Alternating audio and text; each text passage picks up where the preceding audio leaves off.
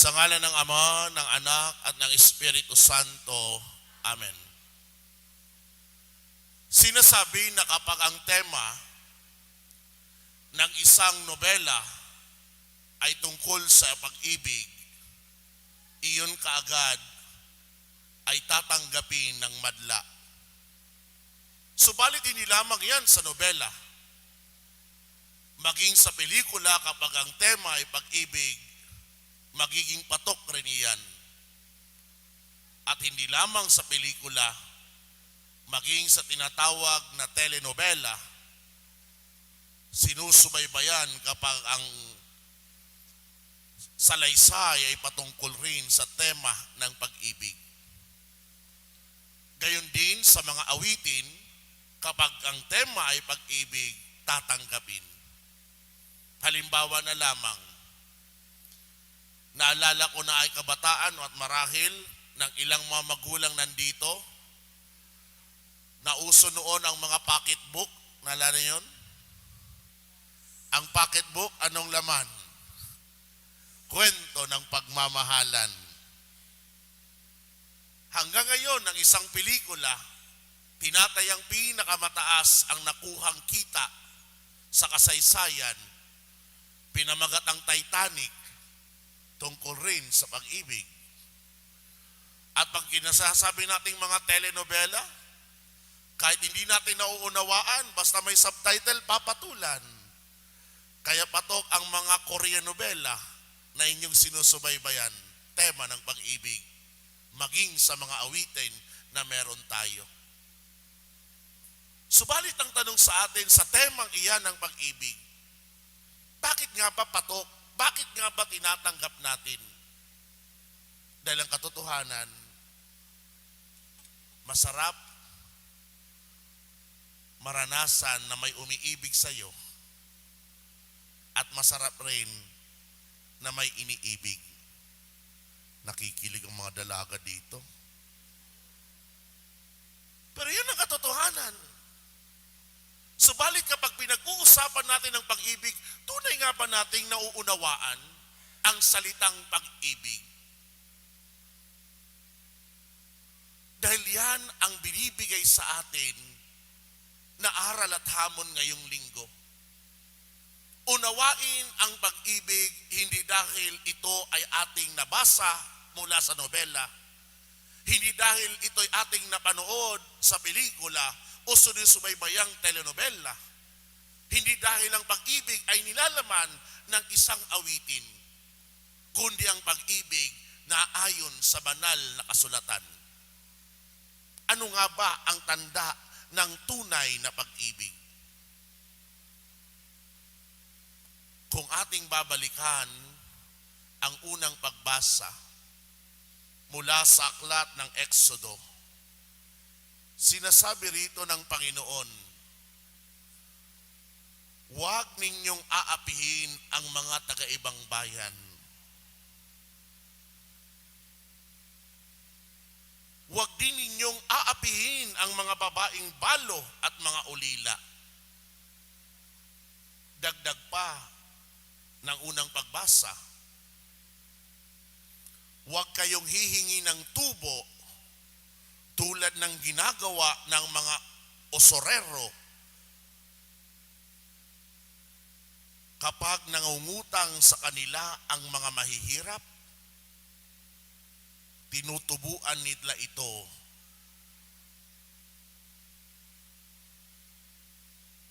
ibalik ninyo ang balabal na pambalot sa katawan bago lumubog ang araw sa mga walang-wala. Mapapansin nyo sa unang pagbasa, ang tema ng pag-uutos ng Panginoon ay isipin ang nangangailangan. Sino nga ba ang mga nangangailangan iyon? Walang tirahan, mga balot ulila, mga mahihirap, at walang pambalot sa katawan. Sila ngayon ang minumula tayo na magkaroon sa ng malasakit sa kapwa-tao. Kaya kung ating susuriin sa unang pagbasa, ipinapaabot sa atin ang konkretong aral. Ang unang palatandaan ng tunay na pag-ibig ay ang pagmamalasakit sa kapwa, lalo na kung ito ay nangangailangan. Sa Ebanghelyo, ano naman ang ating napakinggan? Mismong si Jesus sa kanyang pangangaral, na kung saan tinanong siya, ano ang pinakadakilang utos sa kautusan, itong sagot ng Panginoon. Ibigin mo ang Panginoon mong Diyos ng buong puso, ng buong kaluluwa, ng buong pag-iisip. Naroroon ang utos na ibigin ang Diyos ng buong buo. Ibig sabihin ng buo nating pagkatao.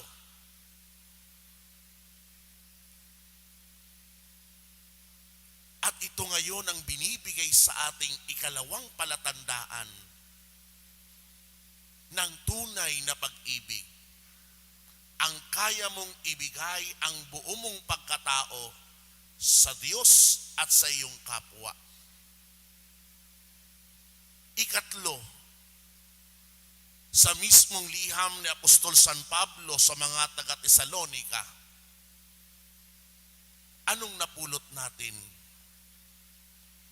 Mismong si San Pablo nagsabi, mga kapatid, nakita ninyo kung paano kami mamuhay sa inyong piling. Ito'y ginawa namin para sa inyong kabutihan. Tularan ninyo ang Panginoon. Sa pananalita ni San Pablo sa ikalawang pagbasa, minumula tayo sa ikatlong palatandaan ng tunay na pag-ibig. Ito ay ang pagsunod sa yapak ni Kristo. Kung ito pala ngayon ang binibigay sa atin na tatlong palatandaan ng tunay na pag-ibig. Una, ang pagmamalasakit sa kapwa. Ikalawa, ang pagbibigay ng buong pagkatao. Ikatlo, ang pagsunod sa yapak ni Kristo. Magandang itanong sa ating sarili, yamang ako'y nakaranas ng pag-ibig at nasisiyahan na may umiibig, ang pag-ibig ba na meron ako at tinatamasa ay naaayon sa tatlong batayang ito? Dahil kung ang pag-ibig natin ay nariyan, subalit yun pala ay pagsusukli dahil sa may umiibig sa atin, hindi ba parang napakamakasarili noon? Marunong kang magmahal dahil may nagmamahal sa iyo. Marunong kang magbigay dahil may natatanggap ka. Pero ngayon minumula tayo na ang tunay na pag-ibig hindi lamang iniisip ang makukuha mo, kung hindi ano ang maibibigay mo sa kapwa. Kaya nga ang binigay sa atin na ikatlong palatandaan, ang sundan ng yapak ni Kristo. Bakit kamo? Dahil habang tinitingnan natin ang banal na krus na iyan na meron sa ating simbahan at maging sa inyong mga tahanan, yan palagi ang palatandaan ng tunay na pag-ibig.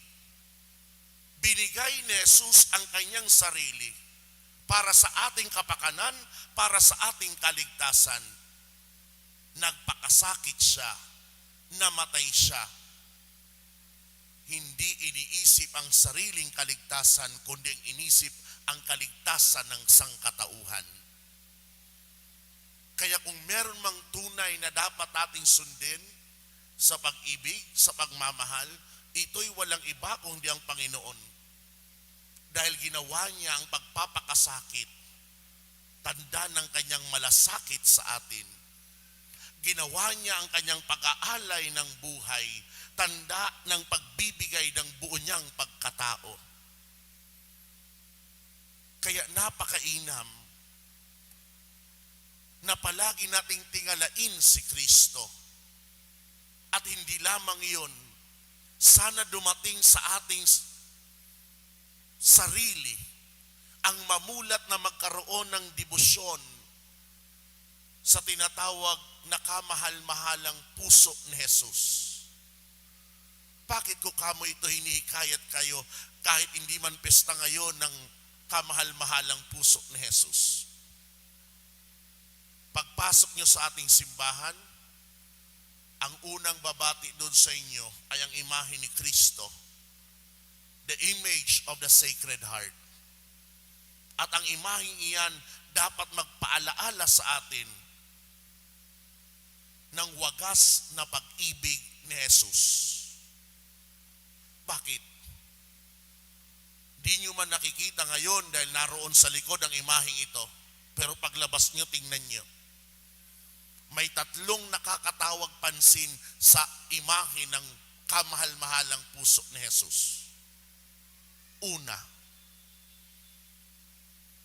ang puso, alam natin, tanda ng pag-ibig.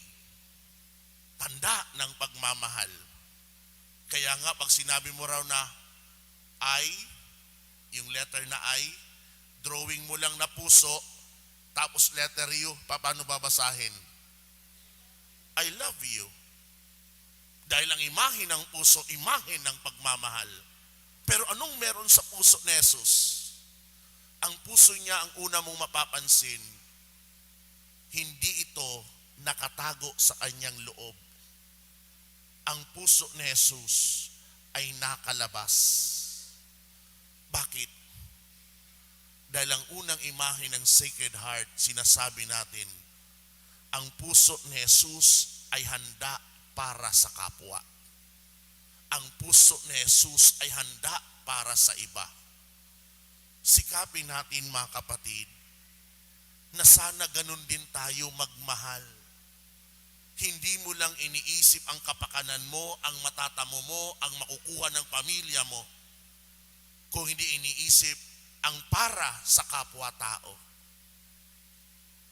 Ikalawa na mapapansin natin sa puso ni Jesus, ang puso niya ay nagliliyab.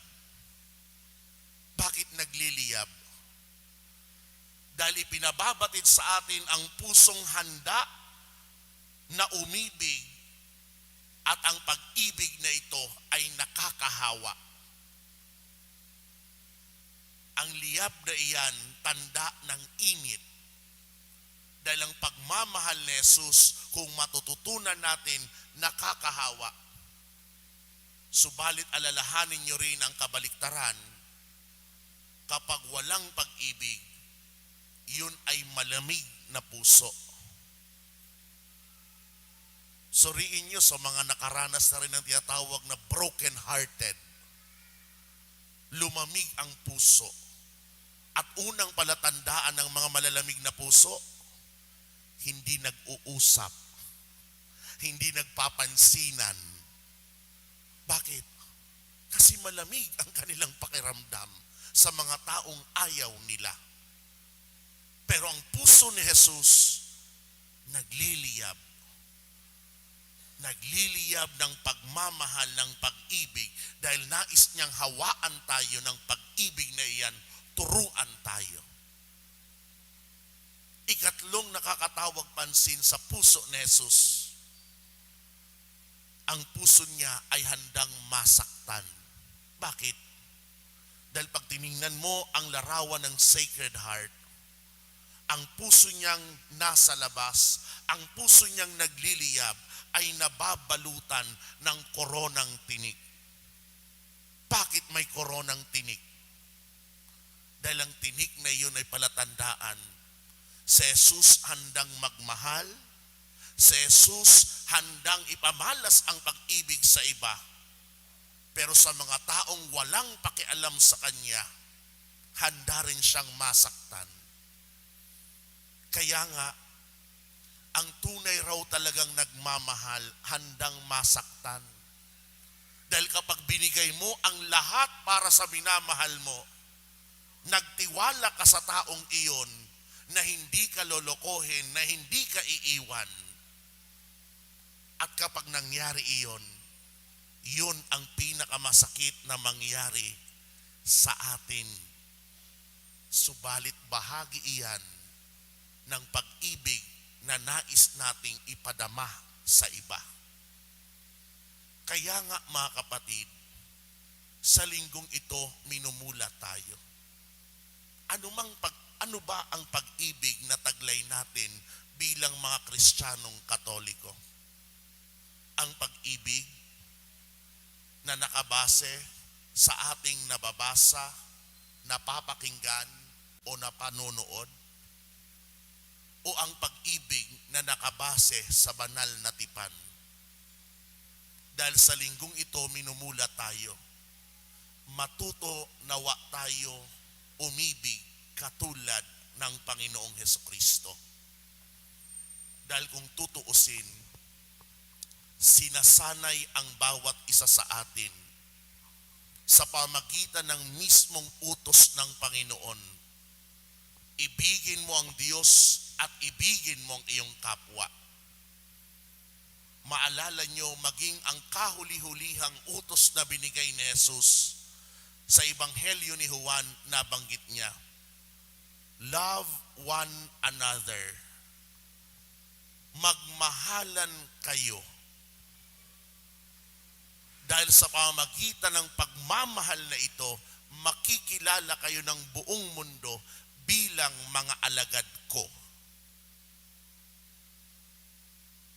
Maging ang kahuli-hulihang utos ng pag-ibig ni Jesus ay nababalot pa rin sa pagmamahalan. Mapapaisip tayo, bakit ang dakilang utos ni Jesus ay tungkol sa pag-ibig?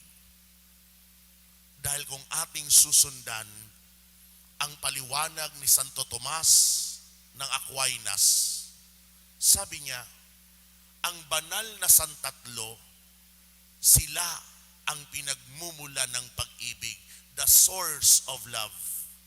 Kaya nga sinasabi ni San Juan sa kanyang Ebanghelyo, God is love.